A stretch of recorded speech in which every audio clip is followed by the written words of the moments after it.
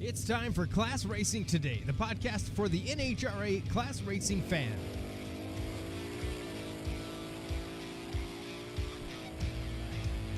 Welcome back to Class Racing Today. Class Racing Today, the almost Thanksgiving edition. Bobby is here with us again from the, I would say cold, based on his Facebook video yesterday, I think. I don't know, was that just what were you in? I mean, were you in the Klondike with that parka you had on? Did you see that thing? Of course. That was one of the best clearance rack finds I ever acquired right there. That thing kept me nice and warm yesterday while I, winterized. Well, because winterized the motorhome, winterized the race cars. You know, the whole thing that we have to do up here, and Craig, what you would have to do out there. Right. I'm not sure our guest today has to do anything like that includes the word winterized. Probably not. But, I did talk to Brian yesterday because he was, lamenting the fact that he has actual work that he was going to take him away from this show. So he's not here today. I don't know if he's just prepping his Thanksgiving meal for tomorrow. It's possible. But we were talking about your attire in that video, and we thought we should do a video from here in the actual cold, in like short sleeves, just to. But anyway. Well, we went out to St. Louis for that big money race that Bohannon had. Yeah. By the way, congrats Bohannon on winning $1 million recently. Woo! And I was layered up there, and there goes Brian on a golf cart and a t-shirt. And I'm like, man, you Dakotans really are a different breed. Yeah. Cold-blooded. Right. This is episode 41, Class Racing Today, classracingtoday.com. If you have any questions or comments, you can send them to classracingtoday@gmail.com. And if you want a t-shirt or a sticker, you can send a note there. We can get that to you. If you want to help support the show so we can keep having guests on like we have today, give us a shout out there, classracingtoday@gmail.com. All right, Bobby. Take it away. All right. Well, Craig, don't forget to let them know that they can buy stars if they do appreciate the show. I forgot about that. Yeah, that is on like Facebook a new thing live. That's right. You can shoot some stars at us, which... yeah, whatever. It's in the comment little box there, and that translates to some monetary love, I think. But anything is good. Sharing it out to your friends is a great thing as well. So continue to do that. Woo! Ooh, was that a star? Bing! Is that what that sounds like? I don't know. It is. Hey, there it is. All right. Oh, Brian's not here. Brian's not here, so he's going to throw some love. How about that? Oh, it was Brian. Okay. All right. Well, we had a little bit of an action-packed weekend last weekend. I kind of covered that in my little flash news yesterday, and I appreciate the comments. I was winterizing, and my father and I were winterizing the motorhome yesterday and the super stock car, and I appreciate the comments for anybody else who's going through the same misery that we do once we hit, one of these Northeast winters up here. Jimmy Hidalgo, I covered that yesterday. He won stock and super stock down in Belrose, and he set a record as far as I read. So congratulations to him. He really had a good year. He went out west. He tried to get that world championship. He didn't quite get it. So what does he do? He goes back home and just decides to win a couple, double up and set a record just to tell everybody, thanks. And I'll be back next year. Mm-hmm. I guess that was his way of doing that. Today's guest, though, it's kind of hard to get these famous people on the podcast, but once in a while, I try to come through. I beg and plead enough, annoy people enough, and once in a while they say yes. So today's guest just clinched his first world championship, unbeknownst to me, because I thought he had like 4 or 5 of these already. No stranger to the winner's circle. Jegs All-Star win this year in Stock Eliminator in Indianapolis, where it was contested. Hails out of, I want to say, Pasadena, Texas, but has a car dealership kind of in the Houston area. He can clarify all that for us. Runs a 1969 Camaro, an A stock automatic and or B stock automatic. Mr. Jammin Emmons. Jerry, how are you doing, sir? Hey, Bobby, how's it going? Thank you for having me on the show. It's very, very much so a privilege, and I'm glad to be here. And congratulations on your first national event win this year. we were all, I think you probably had more fans than you think watching and pulling for you. Thank you, man. I appreciate it. And it was, yeah, definitely the highlight of my racing career. So I finally got to experience what you're probably tired of experiencing by now. I don't think you'd ever get tired of that. No, I don't think so. So Jerry, we know you're working today, so we thank you for taking the time. And let's start there, Jerry. Explain, the family business here. What do you guys do for a living? So we have a pre-owned car dealership, so used only, nothing new. And I have 4 brothers total. I'm a triplet, and then I have one older brother. And then we have a great team of people that have helped get us to the level that we are today. So we built this place probably 3.5 years ago. It's in Webster, Texas. So it's right off of I-45. It's not on the feeder, but you can still see us from the freeway. It's off of I-45 South, which is the main freeway here in Houston. And so if you're ever going through and you're going to Galveston to the beach for whatever reason, just look to the right on exit 25 and you'll see us. So my dad started a business with a fellow racer, Mike Trumbull. It was called T&E Used Cars back in the day. And that's a good story. I have a good story to tell you about that later. But so as we got older, my dad and Mr. Trumbull, dissolved the dealership. So we had our dealership and Mr. Trumbull had his, and we're all still great friends. My dad has since passed. Mr. Trumbull has passed, but I'm still friends with Mikey Trumbull Jr., and who gives a lot of help my way too, is in the racing. But we have a car dealership. We sell roughly 300 cars a month. It's an animal, but we definitely enjoy it. I don't want to act like that it's not fun, but it has its challenges. My dad, when we moved, I guess we moved, 3.5 years ago, we built it, and my dad at the time was alive, and he said, "You guys have no idea what you're getting yourself into. The liability, the exposure." And boy, oh boy, was he ever right. It's been a challenge, but we enjoy coming to work. Now, if you're selling that many cars, you have employees helping you. It's not just the family. Do you have outside help? Yes, that's correct. We have anywhere between 15 to 20 sales staff at any given time. We have a general manager. We have a full-fledged paint and body shop. We have a service center. So it's like a new car dealership, but we are not branded to anyone specifically. We just kind of roll and do our own thing. Now, in speaking with the Hidalgo family, they have used car dealership too, and that's how they found their race cars. Does this help you guys find your fleet of cars that you show up to the track with? No, and that's a great question. No, for us, no. My dad had bought all these cars back in the 80s and some in the 70s. So, yeah, I mean, don't get me wrong. When we see something cool coming in through the trade-in aisle, we definitely think about it, but we have way too many as is. Some haven't seen the daylight, and I can't tell you how long. But we definitely see cars that come in like, ooh, that would make a good run, especially now, like the Copo Camaros or the Cobra Jets. Well, we have some Cobra Jets, but yeah, when you see a newer generation car, you think, that could be a lot of fun. Yes, I was very surprised when you guys started driving a Cobra Jet in that family, because it was like there's 12 Chevys lined up in a row, and then there's one straggling Cobra Jet, like the redheaded stepchild up at the top of the aisle up there.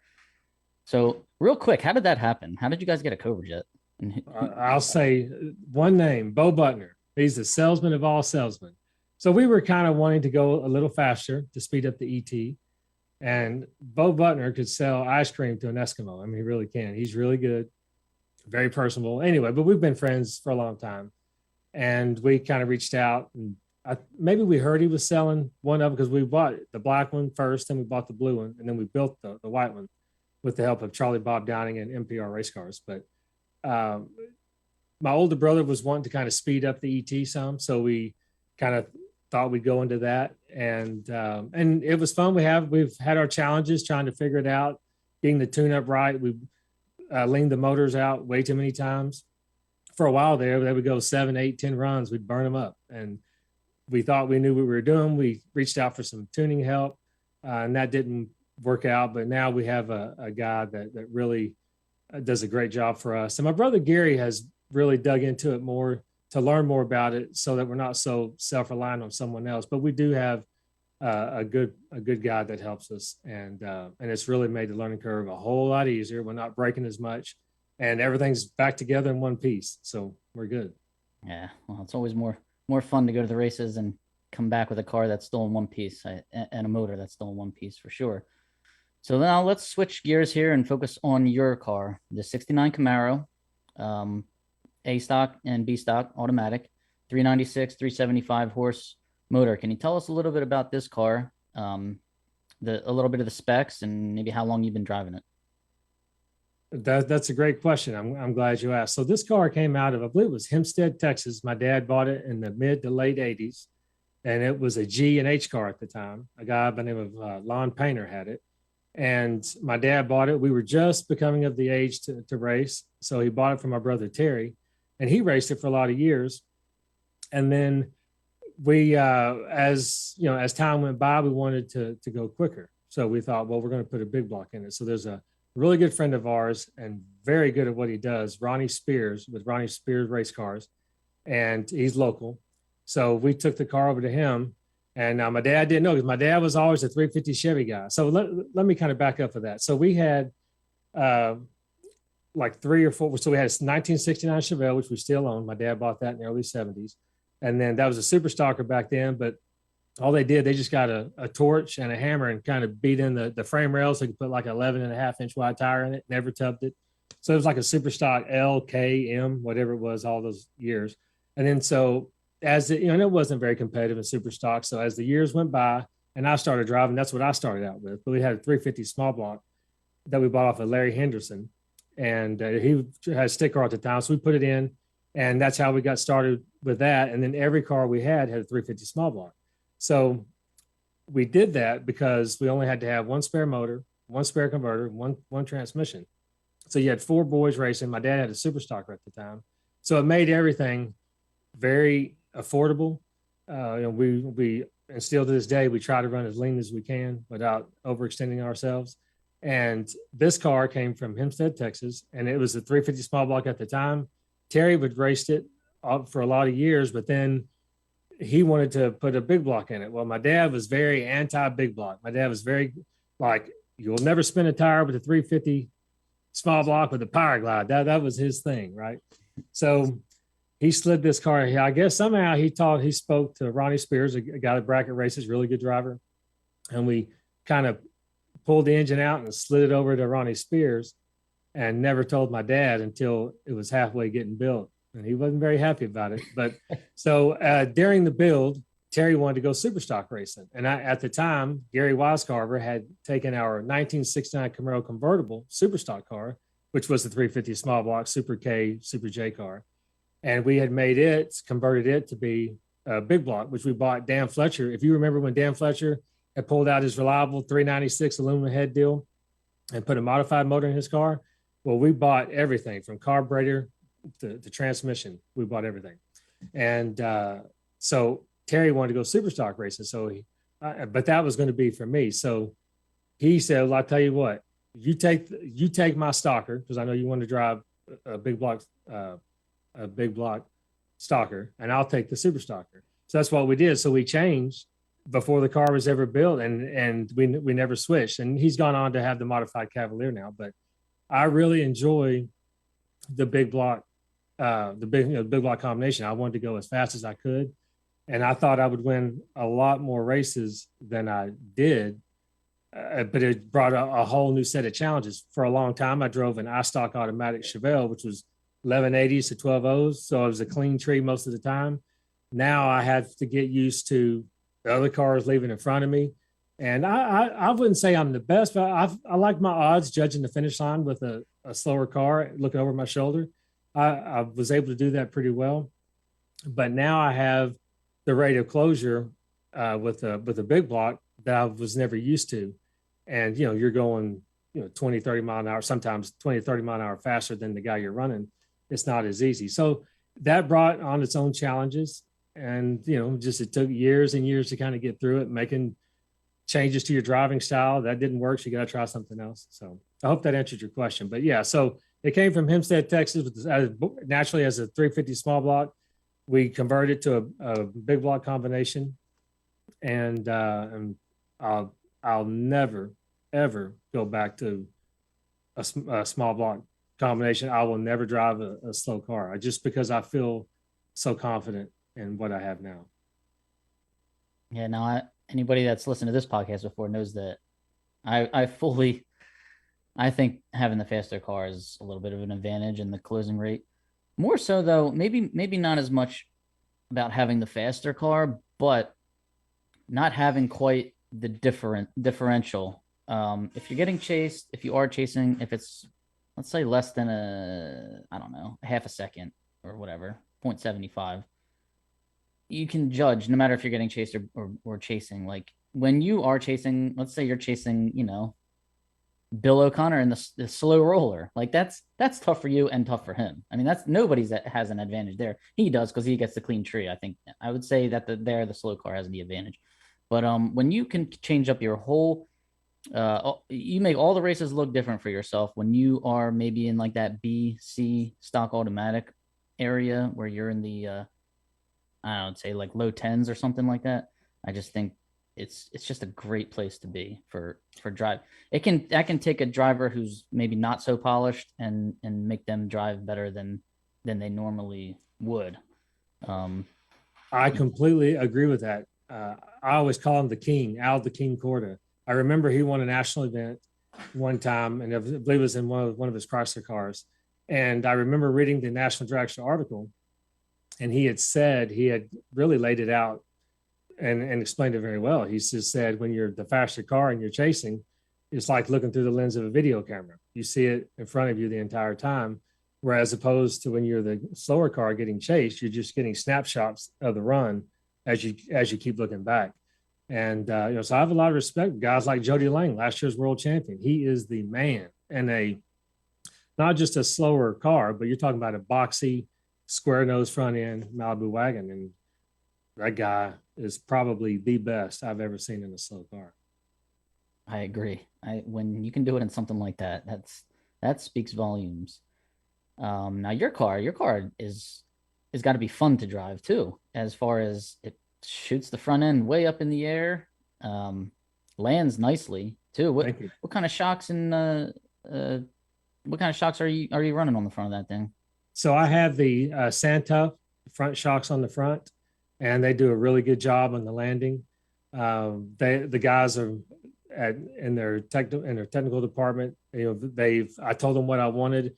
I like my car to leave very nice. That was the whole point. I drove a car that picked the wheels up 3 inches my entire life, and I wanted to have some fun. Loose is fast, right? So Davey Allison, the guy that we all probably know, kind of coined that for me. He said, "Loose is fast. Keep the front end loose, and it'll run." So we really enjoy driving it that way. I know people say, "Oh, if it gets too high, it's inconsistent." I disagree with that. I mean, yeah, if it gets like it's on the bumper, yeah, for sure. But I have backed it where it can leave very nice. It lands properly. And I'm telling you, it's really fun to drive. And Brian Tilburg, he does all of my engines, which I have to give him a lot of credit, because I think I've won 5 heads-up races this year, maybe 6. I know it was 5. And the funny thing about Brian Tilburg is that I had a previous engine builder at first, but Tilburg had always done another engine for one of our cars, and I would never use him because the guy would never call me back. So I would call him, he'd never call. He'd never answer his phone. The voicemail was full. And I was like, this guy is a jerk. I'm not going to do business with a guy that doesn't want to call me back. And then so one day at the office, I was with my brother, and I said, look, I'm going to show you. I'm trying to call Brian Tilburg, and he will not call me back and won't answer. So I did it. Guess what? He didn't answer. So I said, you call him from your phone, because my brother had some dealings with him. Answers on the second or third call. So I went like, what gives? And come to find out, I said, hang on, let me see your phone. I had the wrong phone number the entire time I was calling. I don't even know how it was programmed, but it was the wrong phone number. So once I got the right number, we did business together, and he's been a great help and very instrumental in my success, very much so. Yeah. Oh, I mean, he's one of the best. You see his name on a lot of cars in Division One for sure. But I mean, he's up in the woods of Pennsylvania, and you're all the way down there in Texas, and even you're using him. So he's got business all over the country, which is, that shows you how good he is. How about your transmission and torque converter? Who builds those? You got it. So ATI, I have an ATI converter. I've been with them for, geez, my dad used ATI since before we were old enough to start racing. So they have a very good product. They have great transmissions. We have a transmission that we use from them, but right now I have a Roster 350 in my car. And I mean, that thing is just indestructible. I mean, I change the fluid once a year, and I don't even think he builds 350s anymore. I called him just to get a spare about a year or two ago, and he says, I don't do those anymore. I do like turbo 400s, but they're lightened and things like that. And I said, well, I'll stick with what I have. So I'm cross my fingers. We have no problems. But a Rosser 350, ATI converter, Alan builds with S&S carburetors. He does my carburetor, the Holly 780 carburetors. Man, it's just, Hoosier Racing tires. I have the strange gear in the rear end, a 488. I used to have a 513, but it was real violent, but it didn't bother me any. But it would always, with a good motor and a good air, it just runs a little bit too tight. So I put the 488 in it and seemed to do pretty well with that. Oh, nice. Yeah, I would like to see it do some wheelies with the 513, huh? Oh yeah.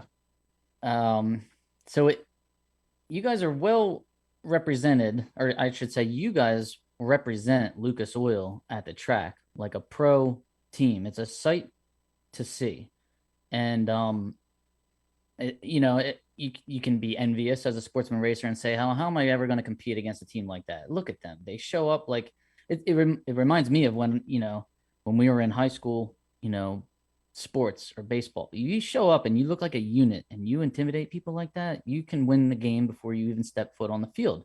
You guys can intimidate racers before you even get a car out of the trailer, which is sweet. But not only that, you guys, you represent that brand so well. You guys are in uniform. Your rig is clean. The awning comes out. It takes you guys. It has to take a couple hours to set that up, I imagine. But can you speak about how this relationship with Lucas Oil kind of took shape?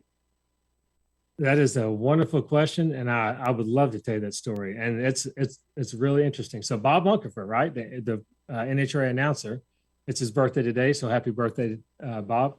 So years ago, Bob Unkerfer was walking through the staging lanes at a Dallas national event, and he just so happened to stop by my car, and he knew at the time. But let me back up just previously, because I think it's important to say this. So when we were young, but way before we could race, my dad was always really good about. I mean, this was way back in the late 70s, man. He had T-shirts made with his car on it, with the T&E used cars, him and Mike Trumbull. They had the logo on the back, his car on the front. It always had the matching hat. And my dad was super cool about that. And when we would go to the races with him, he made sure all four of us boys wore a hat, wore a T-shirt. We couldn't wear well, I don't know if the Old Navy was around back then, but you couldn't wear anything but what he had. But we felt, I even remember then, I felt important. My dad had a good way of making your self-esteem feel very good just by dressing the part. So fast forward a little bit more, we were partnered up with Valvoline Motor Oil to represent a product called Pyrol Automotive Chemicals. So it was like brake cleaner, lithium grease and things like that. And our guy was Mike Gruber, and he one of the most awesome guys to ever have connected with you in your racing program. Super cool. And unfortunately, I've lost contact with him. I haven't spoken with him in a while, but really good guy. And being with him and that organization really kind of helped us understand about branding and what we had to do going forward. Well, then when that deal went away, we were on our own. So all of our cars at the time, their wrap was not available at the time. So we had painted everything. So when we all started racing, everything was like my car that I drive now was blue. Another car was red. Another car was, I don't know, black. I mean, it's just, so when you had them all lined up, yeah, it was okay, but it didn't really have it didn't speak it didn't have the branding that we wanted. So after Pyro had went away, we just peeled off the decal and just put Emmons Motorsports on the door. And that looked okay, right? Everything was clean and looked the same. Well, then Bob Bungerford was walking through the lanes one day at the Dallas National event and just so happened to stop by my car. And we've always been friends, but we were talking. And I said, Bob, I have to tell you what I want to do. If you can help us get a partnership with the sponsor, then we're going to put you in a race car. It doesn't matter the money, you just get us in and you'll have a race car to drive at every event that we go to. He says, you got it. So as time went on, Lucas Oil was around. So we had sent in a proposal. We didn't get any action from it. Well, then the following year, we were, Bob was still trying to get us some help. So he said, hey, I know, he knew Forrest Lucas and Charlotte Lucas pretty well. They were at the track and he had spoke to them quite a bit. And he had put our name in a hat. And you know how conversations go. I'm sure everyone, even to this day, probably still hits them up with sponsorships. I can only imagine being in that position, which you get bombarded with. So just so happened, we were at the JEGS All-Stars event. And I believe Morgan Lucas was driving Alcohol Dragster. I believe, I'm not 100%, but they were there. And they were at the tent, how they do the dinner for all the JEGS All-Stars competitors. So they were inside the tent. So Bob said, look, I'm going to take you by their table just to introduce you. And I said, I don't know, Bob. I don't want to impose on them. And it's just awkward putting them in that situation to talk. He said, no. We're just going to say hello. These are the Emmons boys and Terry, Gary, Jerry, Speedy, and have a great weekend. And so that's exactly what he did. We just kind of went by the table, didn't bother them, kind of introduced us. And then as we went on by, then when the end of the year came, we sent in a proposal to Lucas again and some other companies, didn't hear back. Well, on Christmas Eve, Charlotte Lucas called Bob Bunkerford and said, Bob, have those boys picked up any sponsorship yet? And he says, no, they sure haven't. And she said, well, tell them Merry Christmas, they're on board. So that's exactly how it happened.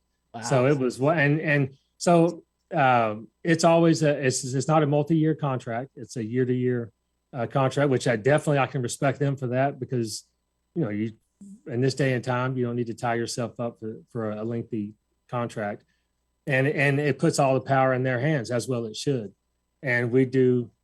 So in the beginning, we just had stickers on the cars, like Lucas on the hood, Lucas on the door. We just covered up because at the time, so we'd already painted our cars now, where they were like an orange and a yellow with a checkerboard on the back. So we just put the sticker over our name and raced for that for a couple of years. And as the years went by, we progressed monetarily and with product, and then we were able to kind of turn it into what it is today.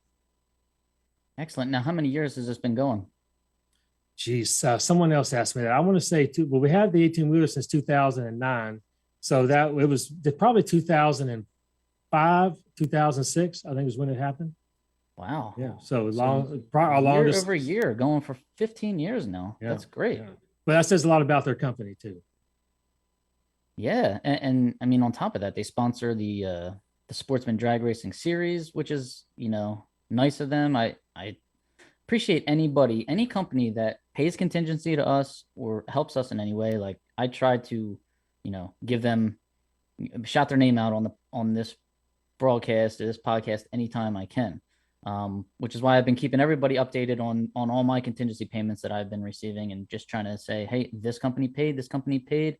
They're good payers, buy their products. Absolutely. And Lucas has a great contingency program that we're trying to get more and more people involved. You have to buy the product to be eligible for the contingency. It's not like you pay, $175 just for a chance to get a check. You're buying product, right? So you're getting something for your value.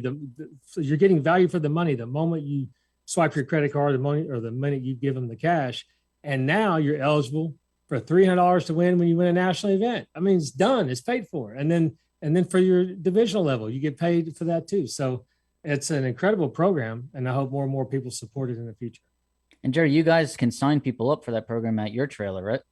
No, Lucas wanted, so in our division, Chase and Rick Huffman, they run Super Street, Super Comp. They are the ones, we direct them over to their trailer, but they have a nice setup and people know where to go. But at every division, when we go to an out of division event, we try to find out who that rep is, because people will come over to us and then we will send them that direction. Okay. So each division has a Lucas Oil rep that can sign up a racer for contingency. And I know in Division 1, Jeff Kondratic, JK Racing does it for us. So you have a sign at your trailer, but you will direct them to wherever they need to go in order to do it. It just has to be done before first round, I would assume. That is correct. Yes, absolutely. Your paperwork has to be put in before eliminations of first round. Otherwise, it will not be eligible for that day or for that weekend. Okay. And that's motor oil and their cleaning products and various things, right? Absolutely. Transmission fluid, anything you can imagine automotive, they have it. Excellent. Yeah, great company and great family. Morgan Lucas, haven't really seen him in a while. Randomly was having a drink next to him at a hotel when Englishtown was still open, and he and his then I think it was his girlfriend at the time. I don't even know if they were married yet, but they were really nice. Just started talking to me and my father, and it was just they were just nice people. So cool, man. I hope that relationship and Lucas Oil sticks with you guys for another 50 years or so. Thank you. We definitely hope that they will partner with us. And I mean, every year we have to do what everyone else does. We have to send in the resume, the photos, and the stats and things like that. So they definitely do a good job recruiting the right people, and I hope that we do a good representation of their brand. So, which you do. Do you have any advice for racers such as myself, racers that are watching, that are looking for a sponsorship? Maybe you can just throw something out there for them. Any advice for them? Well, I'm going to tell you some good advice that my dad told me years ago. You don't have to have the nicest car, but you can have the cleanest car, right? So the paint can be what it is, but my dad was always strict about cleaning the windows inside and out, cleaning your wheels and armor all in your tires like 1 inch in. And I do that today. I get the Lucas Oil's tire shine out of my trunk when I'm in the staging lanes. I don't know if they're clean or if they're clean. I armor all them every run. Or not armor all. I Lucas Oil tire shine them every run. And so we're very put it like this: have your car clean, represent yourself well. We have been told that they like the clean cut image, and not just with Lucas, but with Hoosier Tire. We're sponsored by them, VP Racing Fuels, and a couple other guys that we have partnerships with. And we don't, I know a lot of people like to party and drink. Well, we don't do that. We like to represent. We talk to a lot of the fans when they come by, and sometimes it may not be at the most opportune time, but if you could just say hello to someone when they come by your trailer, you never know who you're talking to. And I've met a lot of high profile people just walking by at the U.S. Nationals. I met some people that I never thought I'd meet in my life, and then turned out there were some pretty big wigs at some good companies. So yeah, and you have to get your information turned in. Before is it November the 15th? I think is what we try to do. And we just you got to have spell check, right? When you do your resume, make sure your grammar is good, make sure your spelling's good, and reach out and get some help. I always have, if I'm doing something for a post, I'll have my brothers check something. We always check each other's work, and not saying that we are immune from mistakes, but we try to minimize the mistakes and try to represent well. And obviously, right, like so many people talk about, well, give me your sticker and give me whatever X amount of dollars, and I'm going to represent you. I'm going to win races. Well, it's not always about winning races. I can tell you firsthand, we've had some bad years as collectively as a team. We struggled for quite some time. And if you carry yourself well, and if you represent the brand well, and you try to create revenue for them, then you're going to have some success. Excellent. Great advice, Jerry. November 15th, though, that's already passed. So anybody that's looking for sponsorship, we could be in trouble. Now, Jerry, let's go back to Pomona here. You show up on the West Coast. You're in second place. Joe Santangelo, D1 guy, is in first place. The pressure is kind of on here. And you go out there 2 rounds behind. I believe he had to make it to the final round to change his points in any way. And the best thing for you to do is go out there and qualify number 1. Get that first round bye. What happened? Yeah, so that was a stressful situation. And rolling into Pomona, my mental attitude was a little bit better than what it had been as when we were loading up for Vegas to leave to go to Pomona. I was pretty upset.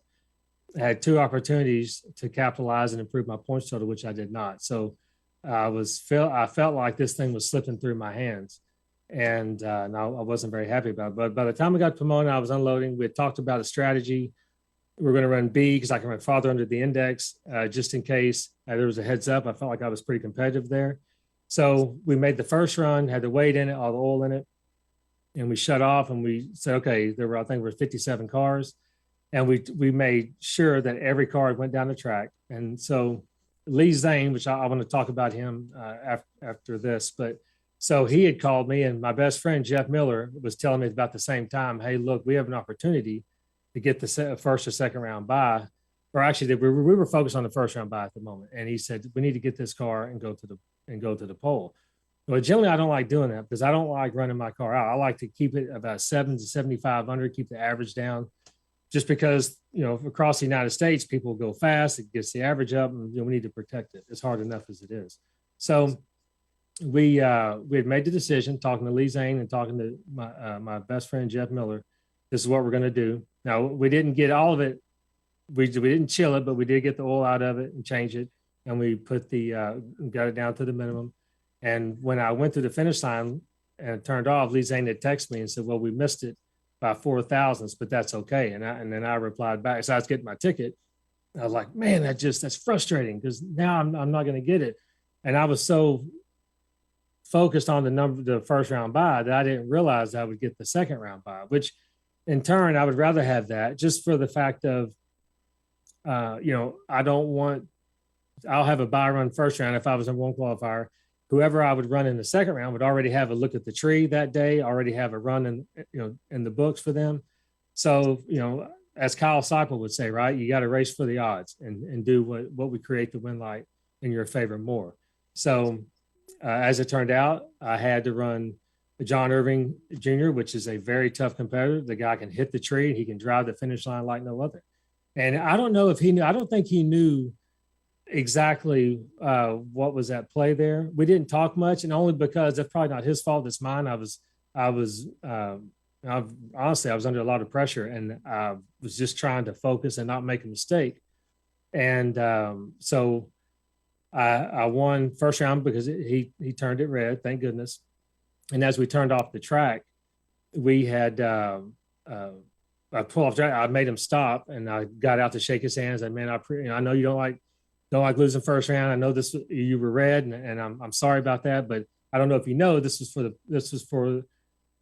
will now put me in the lead as long as nothing happens. I can go up there stage for round 2, and I go in front of Joe Santangelo. Now, not knowing what he has to do yet, he can't get to the final. And so I was pretty happy. I was excited, but I wasn't overly excited. And then Jimmy DeFrank, he ran right in front of me, and he was out of his car, and he shook my hand and said, man, good job. Congratulations. Well, I just thought he meant good job first round.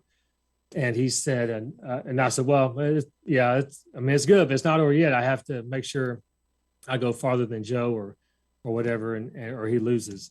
And he says, oh, you didn't know? And I said, no. And he said, well, Joe lost. He turned it red earlier. And I couldn't believe it. I lost it, man. I mean, my brother Gary was down there, very thankful for that. I think Jody Lang, my good friend Brad Plord was down there.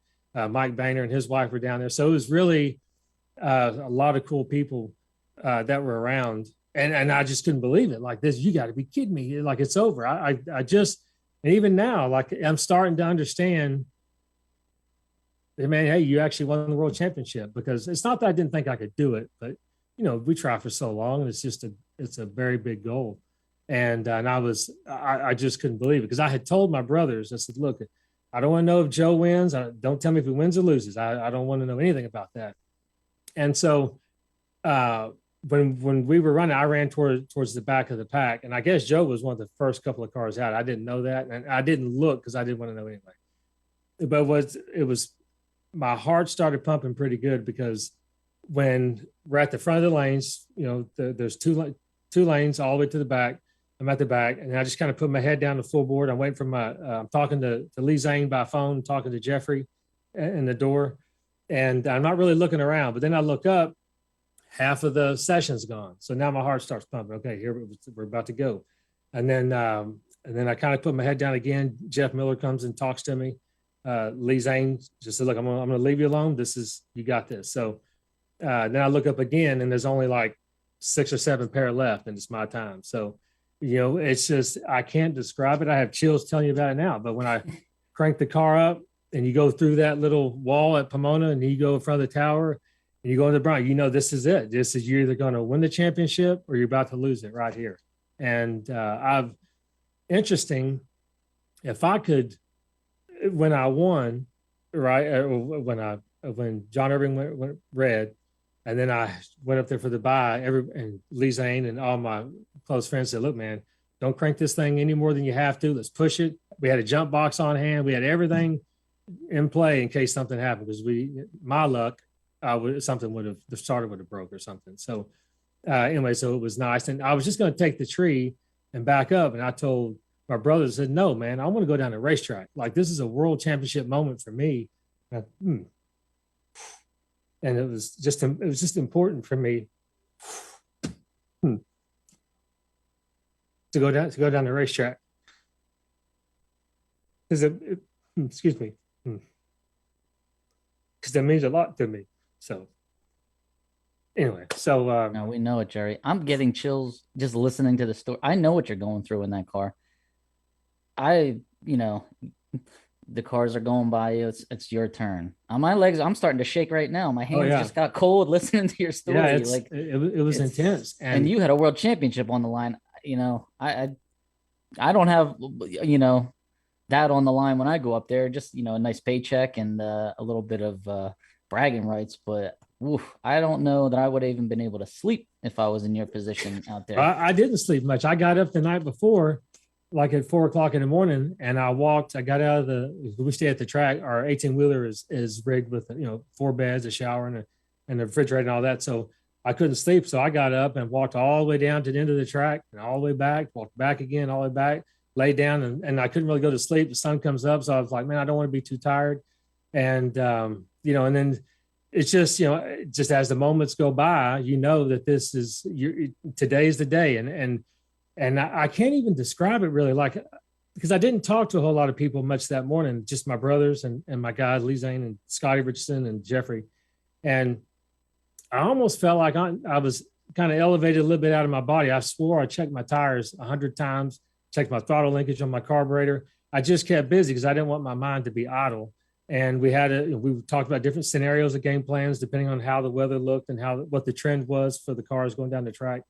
And I can't even describe it. I almost felt like I was almost like an outer body experience up until it was going into the burnout. Then you just kind of, you get back in your car and you just do your burnout and you just try not to think. And man, what a great feeling. And then interesting is after that, so I lost in the 4th round against Jeff Taylor. I think it was 8 cars left. But if I could bottle up that feeling of what it feels like to race for free, because that's what I felt like. My confidence, I didn't think, I'm not an arrogant person. Like, I don't think I'm going to beat anybody, right? I think I'm just going to lay down a very good run. And if you can get in on it, then you deserve to win. Like, for example, Cooter Hidalgo, Todd Hoven, Joe Santangelo, they didn't deserve to lose the championship any more than I deserved to win it. We are all very skilled racers. And all of them, I mean, either one of us could have won it. I'm just very thankful it was my time. And man, I hate it for Joe, like, I don't really know him, but I ran him one time at the All-Stars race years ago, and that's about the only time I spoke to him. And then he came over and we spoke after he lost the championship to me. I wanted to go talk to him, but I didn't know, the how that would go down. I wanted to wait, give some cooling off time. But he came over to me, to our truck, and man, like that guy was really a nice guy. Like, can you imagine being in the lead for most of the year, especially in super stock too, right? And then to be in stock where your last chance is, you're leading it, you've done so well all year, and then I just kind of slide up and get it. And like for that guy, and I've said it before, I made a post, but for him to give me the grace and the respect that he gave me, I'm a Santangelo fan for life. And he's a good guy, man. And he's going to win the championship again. Mark my words.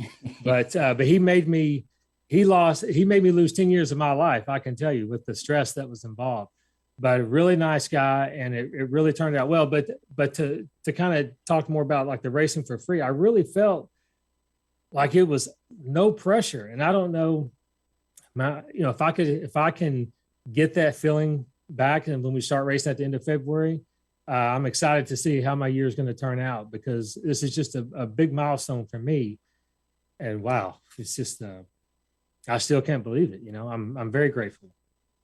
Yeah, no, it's just, if we could always feel like that, the way you probably felt round 3, 4, I think so many of us would just be better racers. It is such a mental game.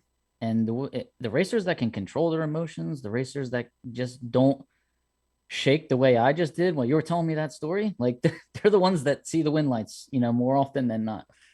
But it's funny you say that. I've done a lot of research on the past world champions, right? And I've of the type of people that they are, and they're not up and down emotionally people. They are even keel, and I can't think of one who is not that way. So that kind of made me kind of rein in some of my driving. Like, for example, if I make a bad run, right? And I mean, it's hard not to dwell on it, because I have a high level of expectation for myself to perform at a better level than what I just did. So it's hard not to dwell on it when you got to, I think Greg Stanfield, the Superstock world champion, told my brother this year, he said, I don't think about things like that. When I make a bad run, it's just like a swing and a miss with a baseball and the bat, right? Because it's exactly what it was. It was a miss. It doesn't define who you are as a driver. So go back up there and do what you do. And he's exactly right. So that was some great advice that he had told us. But when I did my research, I just realized, okay, you need to, maybe handle some of your driving a little differently. And then if I can talk about Lee Zane for a minute, he really, there's 3 people that really helped me turn my driving around. And Lee Zane is the number 1. My best friend, Jeffrey Miller, is number 2. And Scotty Richardson, we all know who he is, right? He's number 3. And so let me back up a little bit. I drove for Scotty Richardson. So years ago, we kind of got reconnected.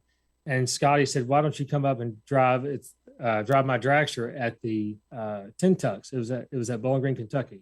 Never drove a dragster in my life. Didn't know how to do it or whatever, but I flew there and I lost first round all 3 days. And what it did, it made me realize how, not sporadic, but how I could tighten up my game and my stock or my super stock. Like the staging process, I felt like I was very weak at that.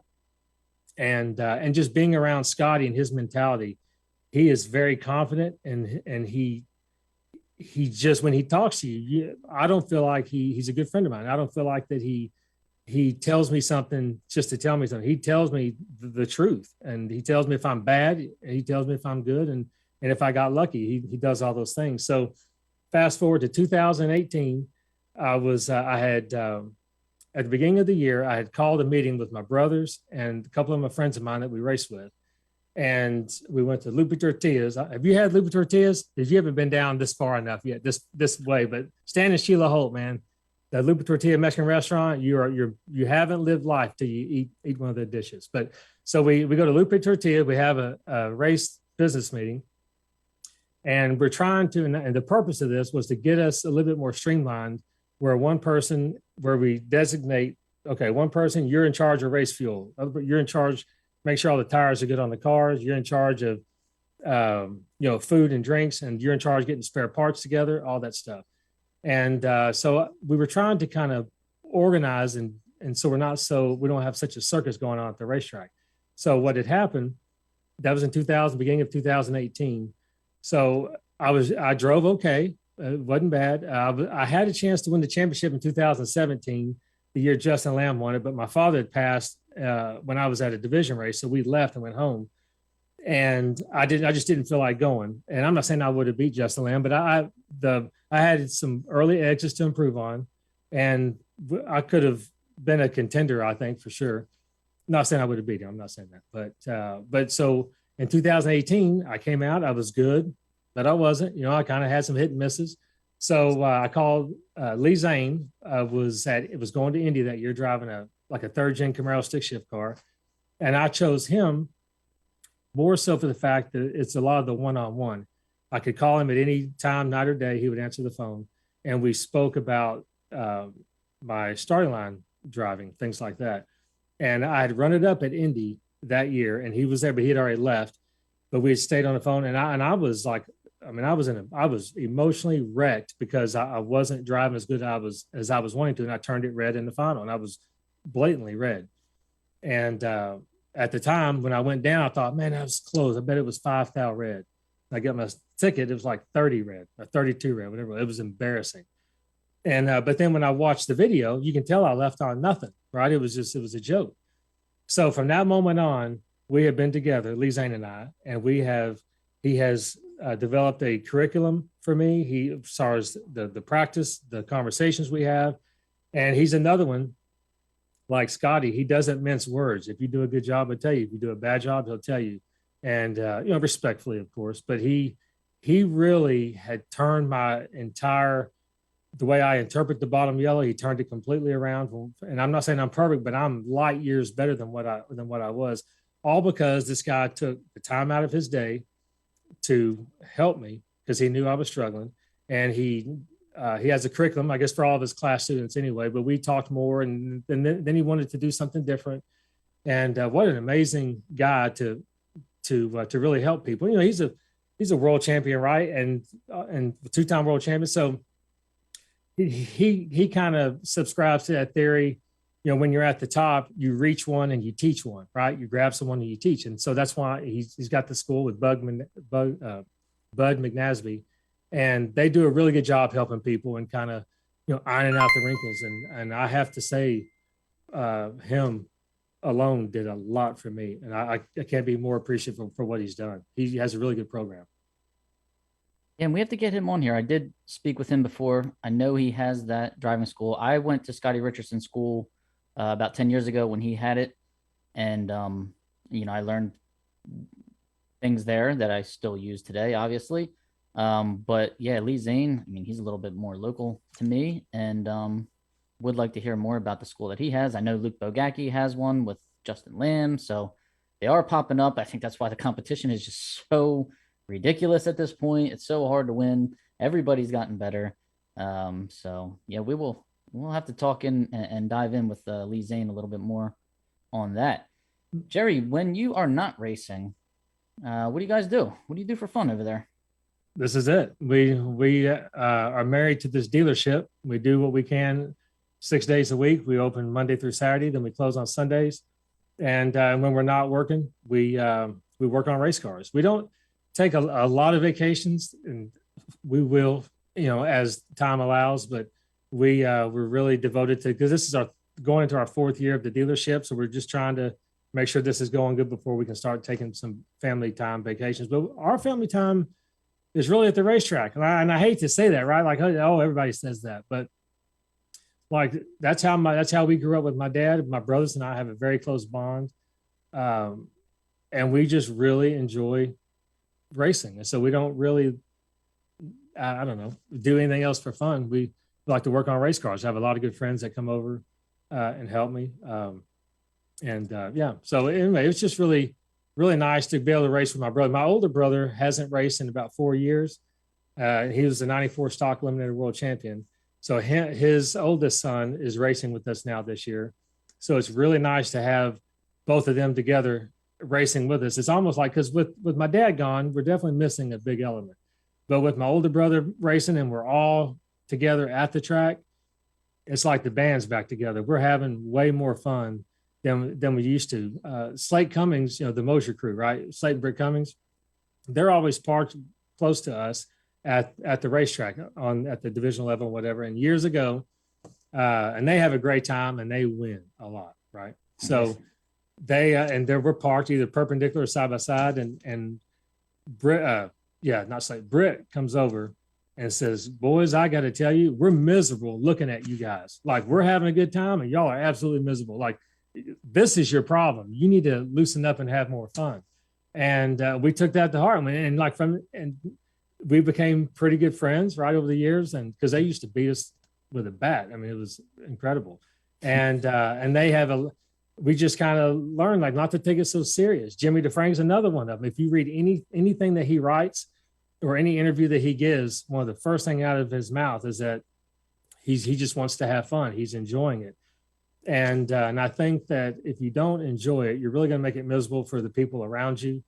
And maybe we were miserable. I don't know, but we were trying so hard to win that we kind of lost sight of the fun a couple years back. So, and when everybody wants to be around someone who's laughing and having a good time, right? You have that very contagious aura about you. So you kind of plant yourself around those people, right? The positive people.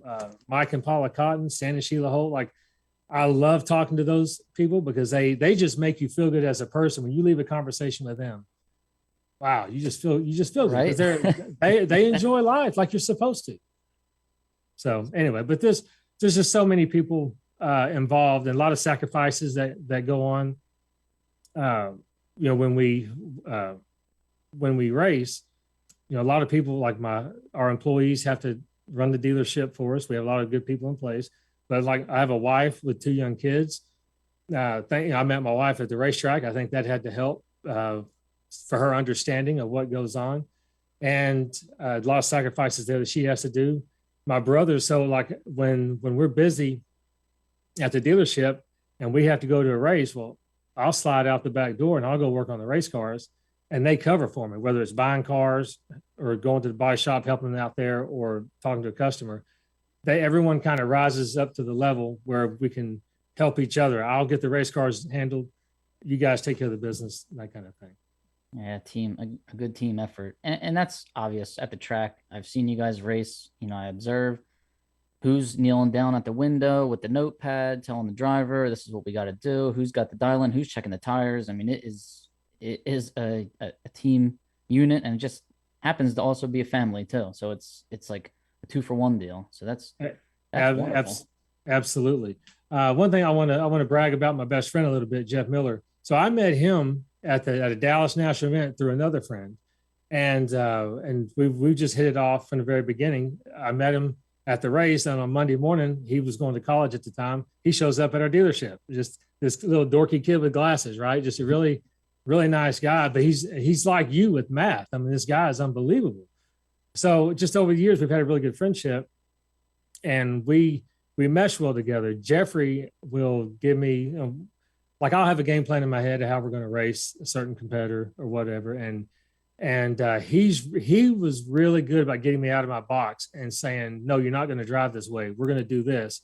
And he'll get the rag, get the shoe polish. He'll change it, mark it up, whatever we want to do. We've talked about weight bars or whatever. I mean, he does everything, and he just says, good luck, and slams the door. And then he'll tell me what to do. And it's interesting how well you can do when you're not having to think about it. You just have someone tell you what to do, and you execute the plan. Lee Zane is, and Scotty, they did the same thing.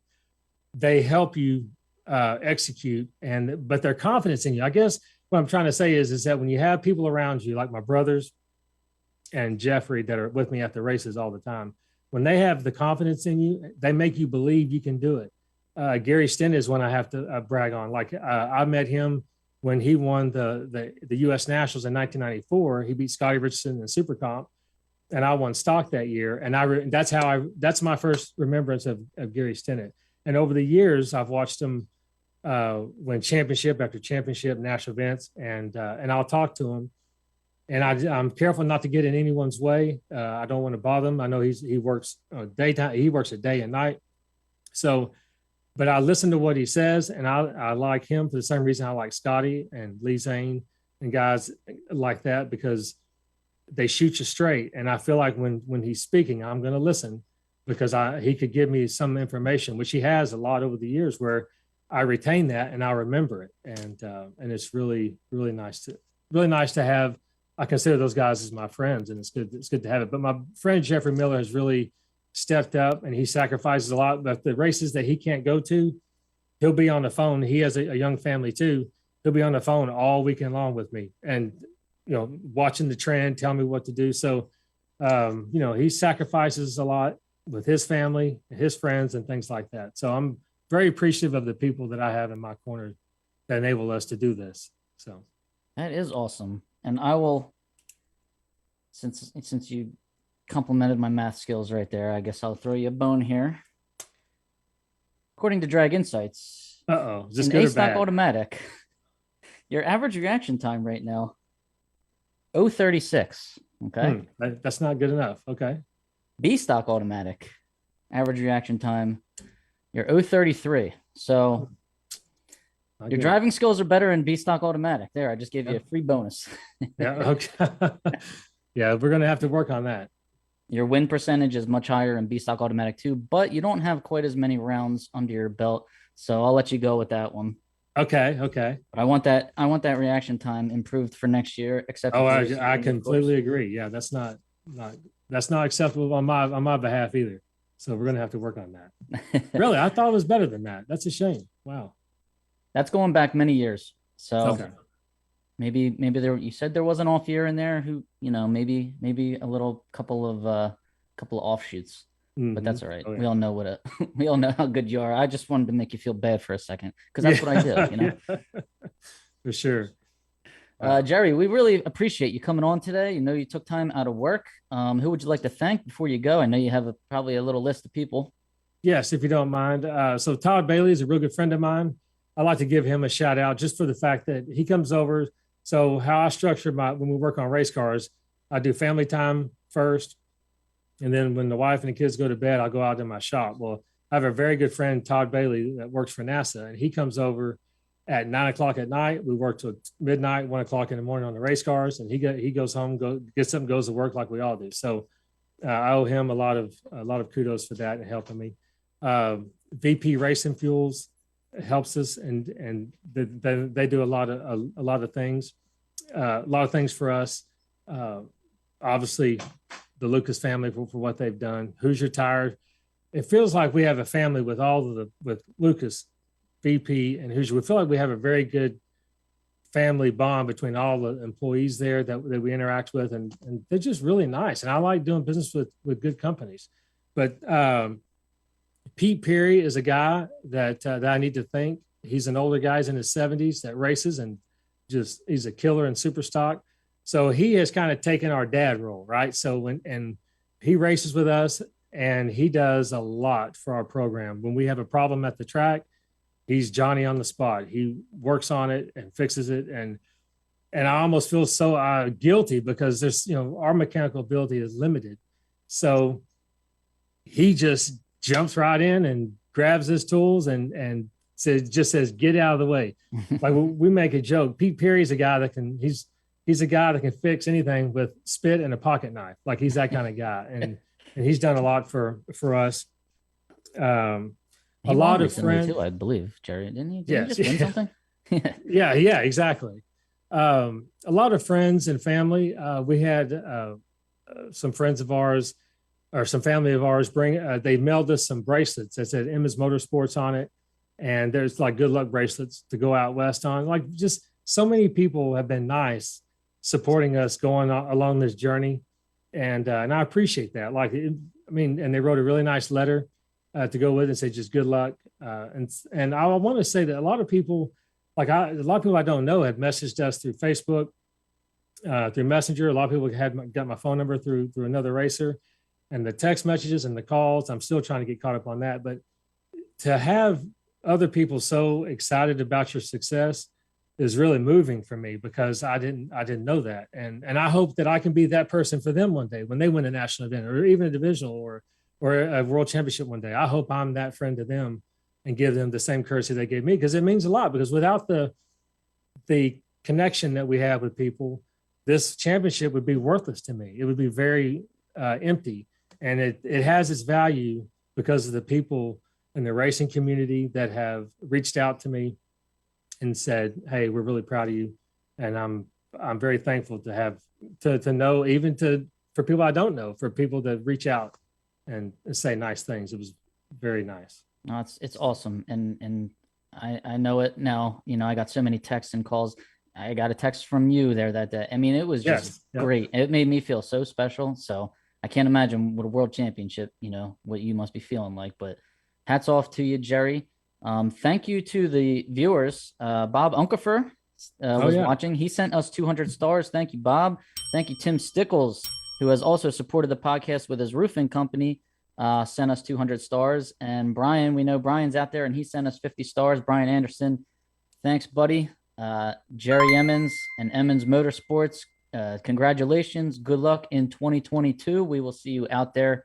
And we wish you guys lots of luck in the off season, getting all these cars ready to go with your business that you guys have going there. And that's it. And we'll see you out there next year. Wonderful. And thank you so much for having me on. It's a very, very much so a privilege. We really love what you do for the sport. I know it takes a lot of time, and it's not easy to do what you do, but it's really something that, as a sportsman racer, I really look forward. I'm glad I'm able to come on your show. I'm glad I have a reason to come on here. So thank you very much for what you do, and also for the drag insights and everything that you contribute to the sport. It's very much appreciated. All right, Jerry. Craig, take us away, sir. Awesome. Thomas Baker Jr. snuck in there at the end there with some stars. Thank you so much for your support. Thank you, Thomas Baker. Absolutely. Jerry, thanks again. It's great to hear what's inside your head, and congratulations out there again. ClassRacingToday.com is our website. ClassRacingToday@gmail.com. If you have any questions or comments, I want to help support the show, send us a note there if you want a t-shirt or a sticker. And thanks again to everyone that is throwing a little bit of value back at us with the star system on Facebook. We are working on getting more opportunity for you guys to help support the show directly. If you find value in it, you can turn that into some dollars and send it back our way. The other way you can show value is to share this out to your friends and let them know to watch and listen. Thanks a lot. Have a great day. We will see you all out there again. Be safe. Have a good one.